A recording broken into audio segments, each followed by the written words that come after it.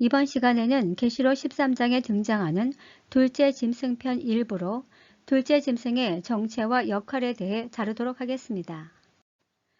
우리는 앞서 사단이 마지막 수단으로 짐승을 풀어놓았는데 먼저 바다에서 올라온 첫째 짐승을 다루었고 지금부터는 땅에서 올라오는 둘째 짐승을 다루고자 합니다. 먼저 요한계시록 13장 11절에 등장하는 땅에서 올라오는 둘째 짐승은 왜 거짓 선지자인가입니다.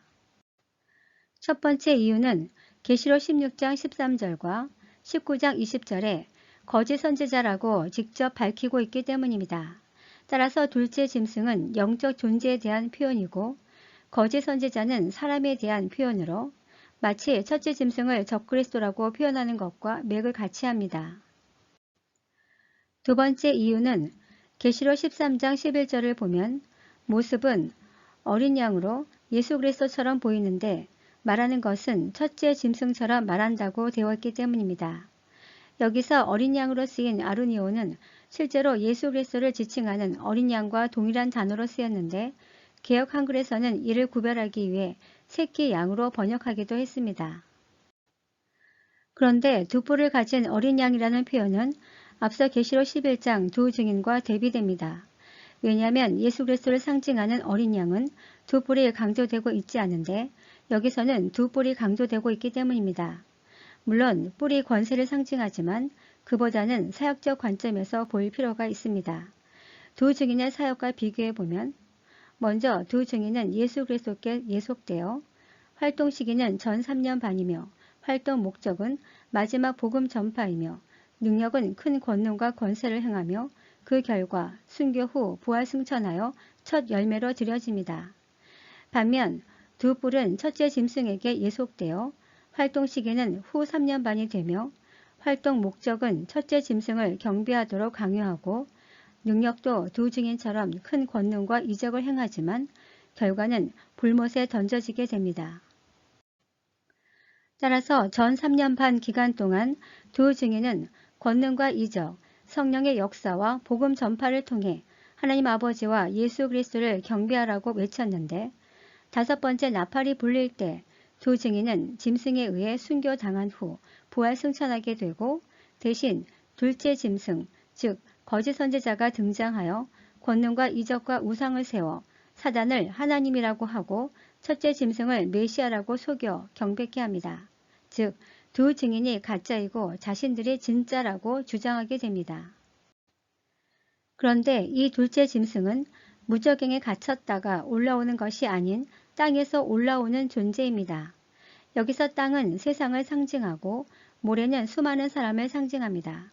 그 근거는 계시록 20장 8절에 그 수가 바다의 모래 같으리라 해서 언급된 바다 모래와 언어적으로 병행되고 이때는 수많은 군중과 군대로 묘사되어 있습니다. 따라서 둘째 짐승은 첫째 짐승과 달리 세상 속에서 인간들과 섞여 살다가 재림 때 정체를 드러내는 것으로 보입니다. 그렇다면 둘째 짐승은 어디서 오는 것일까요? 추측컨대 초림 때 사단이 예수를 죽이려고 자기의 부하 3분의 1을 땅에 던졌는데 그들이 이 땅에 남아 활동해 오다가 재림 때 본색을 드러내는 것으로 보입니다. 이를 종합해보면 먼저 창세전 사단은 하늘에서 쫓겨나 이 땅에 공중 권세 잡은 자가 되어 재림 때까지 이어지다가 재림 직전 땅으로 쫓겨나 성도들을 공격합니다. 그리고 첫째 짐승은 창세기 6장에서 사단의 부하 중 일부가 타락하여 노아 홍수 때 무저갱에 갇혀 재림까지 있다가 재림 직전 사단에 의해 무저갱에서 풀려나 성도들을 공격합니다. 마지막으로 둘째 짐승은 예수 그리스도의 탄생을 막기 위해 사단의 부하 중 3분의 1이 땅으로 내려왔다가 재림 직전에 정체를 드러내고 성도들을 핍박합니다. 결국 7년 대환란 때 새 악한 영이 모두 세상에 출현하는 것을 알 수 있습니다. 그렇다면 어떤 견해가 옳을까요? 즉, 새 악한 영의 역사적 궤적을 철저히 밝히려는 전천연설과 반면 새 악한 영의 역사적 궤적을 철저히 숨기려는 무천연설 중 누가 사단의 학설일까요? 이제 13장 12절에서 15절은 첫째 짐승을 경배하도록 강요하는 둘째 짐승의 역할에 대해 표현하고 있습니다. 이해를 돕기 위해 13장 12절에서부터 15절의 구조를 살펴보면 먼저 13장 12절은 총론으로 둘째 짐승이 불신자들로 하여금 첫째 짐승을 경배하도록 만듭니다. 그런데 어떻게 만들었을까요? 먼저 13장 13절에서 14절을 보면 큰 이적을 행한 후 불신자들을 미혹하여 첫째 짐승의 우상을 세우도록 하는 장면이 나오고, 그 다음 13장 15절은 첫째 짐승에게 권세를 받은 둘째 짐승이 우상에게 생기를 주어 우상이 말하게 하는 이적을 행합니다. 그 결과 모든 불신자들이 첫째 짐승에게 경배하게 됩니다. 이를 보면 마치 둘째 짐승이 선지자 역할을 흉내내고 있음을 알 수 있습니다. 기적과 이적이라는 수단을 통해 사단과 첫째 짐승을 하나님이자 메시아로 둔갑시켜 그 우상을 만들어 경배하게 하는데 목적이 있습니다. 다만 차이점은 하나님의 선지자는 하나님을 위한 우상을 만들지 않지만 둘째 짐승은 첫째 짐승을 위한 우상을 만들도록 강요합니다. 그런데 둘째 짐승이 행한 이적 중 하늘에서 큰 불이 내려오게 하는 이적이 있습니다.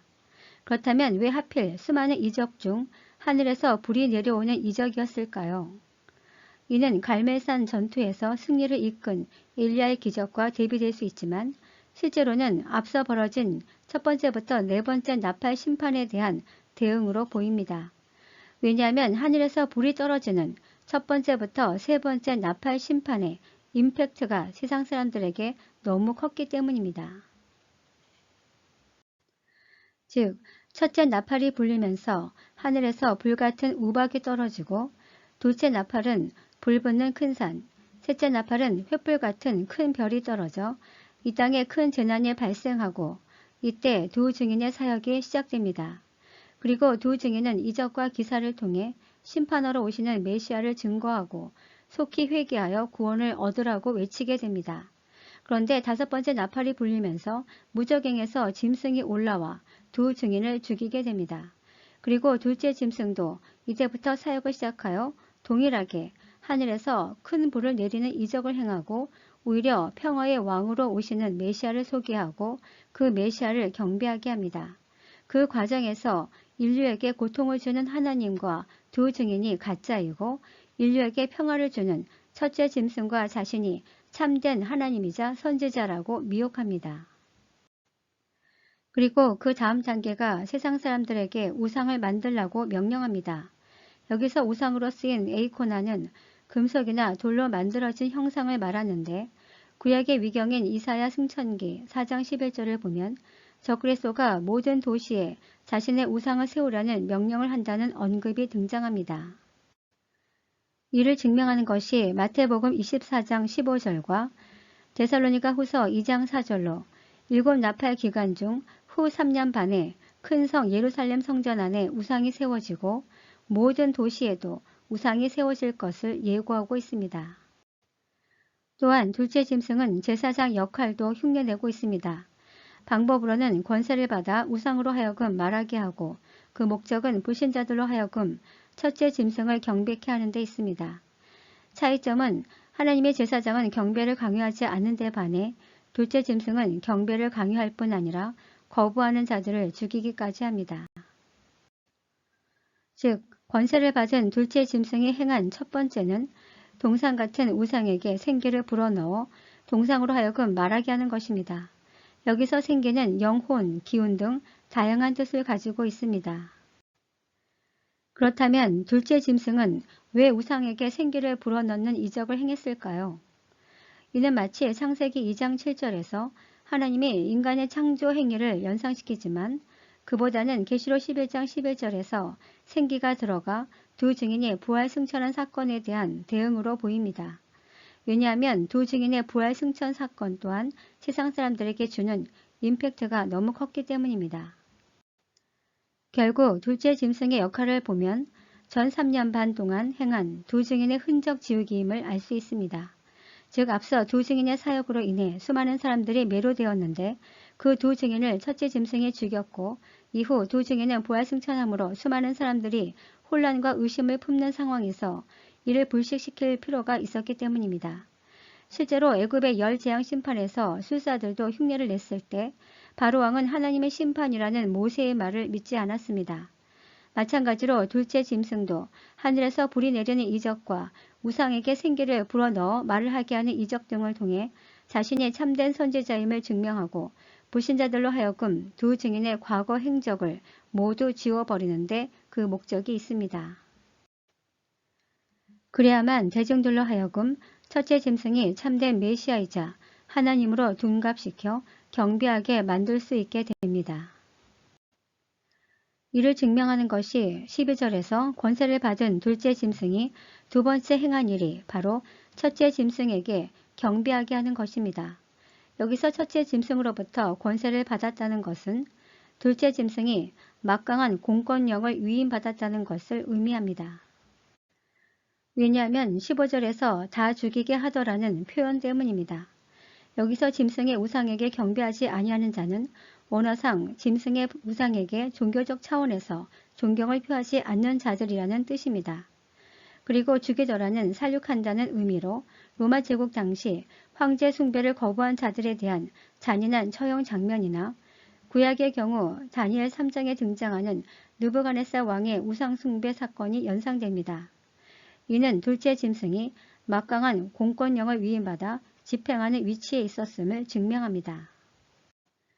결국 둘째 짐승은 초림 때 땅으로 내려와 재림 직전까지 인간들 사이에서 거짓 신학과 학설, 인본주의와 철학 사상이나 이념 등을 통해 하나님과 성경을 왜곡, 변질시켜 오다가 재림 때 가장 완벽한 거짓이 완성되어 성도들까지 미혹하여 분별하기 쉽지 않게 됩니다.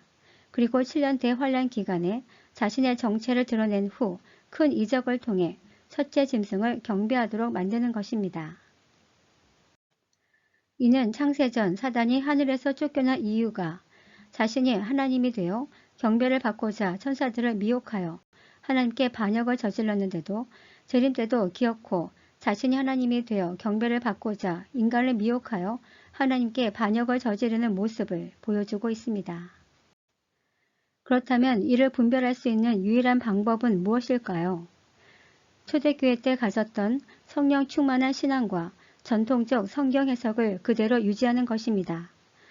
오늘날 온갖 인본주의와 과학, 철학, 세속적 문화 등을 교묘하게 섞어 합리적인 의심과 교회 문턱을 낮춘다는 명분으로 죄, 구원, 재림, 천국과 지옥, 교회, 성령, 은사, 기적 등을 재해석하여 새롭게 제시하는 것에 대해서는 강한 경계심을 가져야 합니다.